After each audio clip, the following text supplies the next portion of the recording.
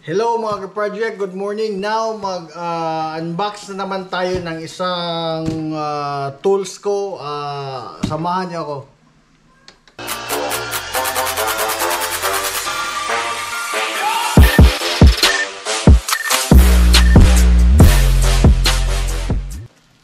So ito yung na-order ko mga ka-project na orbital sander. Gamit namin to para magpakinis ng mga surface, especially yung walling.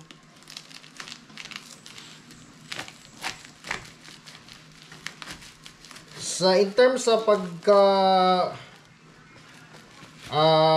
package, medyo maganda yung pagka-package ng mga ka-project, kahit na mga kalabaw dito hindi makawala.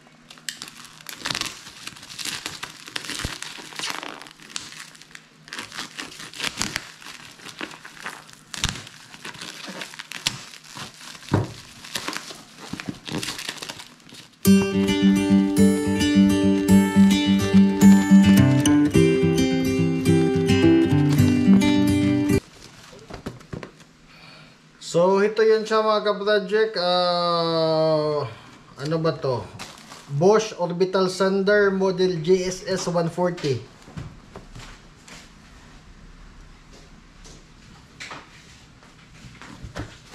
Tignan natin yung nasa loob nito mga ka-project.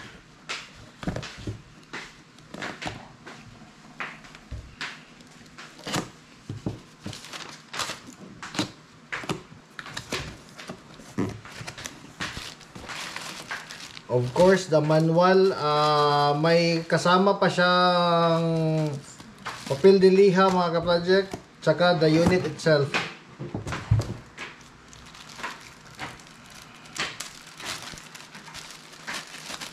Ito, mas madali ikabit yung liha nito mga ka-project. Tapos, unlike doon sa circular na sander, ito mas madali siya kasi magbili ka lang ng ano dyan sa hardware, liha, yung sa hardware na pinakamalapit sa inyo.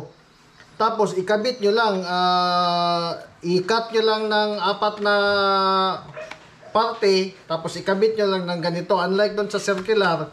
Pero yung circular sander mga kabayan, iba yung function nun ha.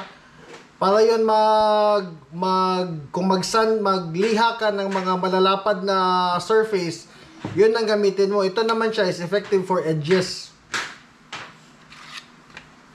So mamaya mga ka-project, ipakita ko sa inyo yung pag-ano nito, pag gamit nitong ano natin, yung orbital sander.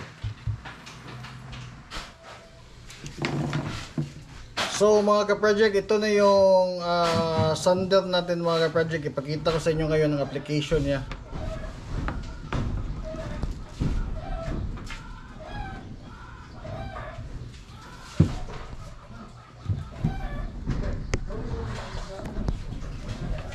So ito yung ginawa nating box. Although straight naman siya mga ka-project, pero pag touch natin, medyo may mga ano pa siya, may mga hindi pa masyadong pantay. So kailangan natin ng sander para magpantay siya.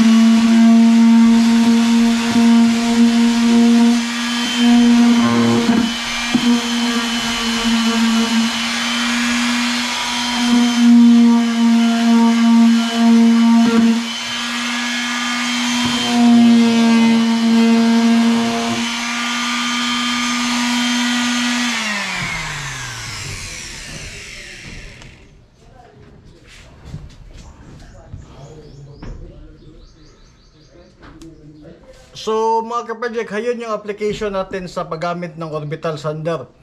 So by the way, wag na wag kalimutan natin magamit ng mask while performing the work. Maraming salamat. I hope na kita-kita tayo sa sunod na mga vlogs ko. Shukran.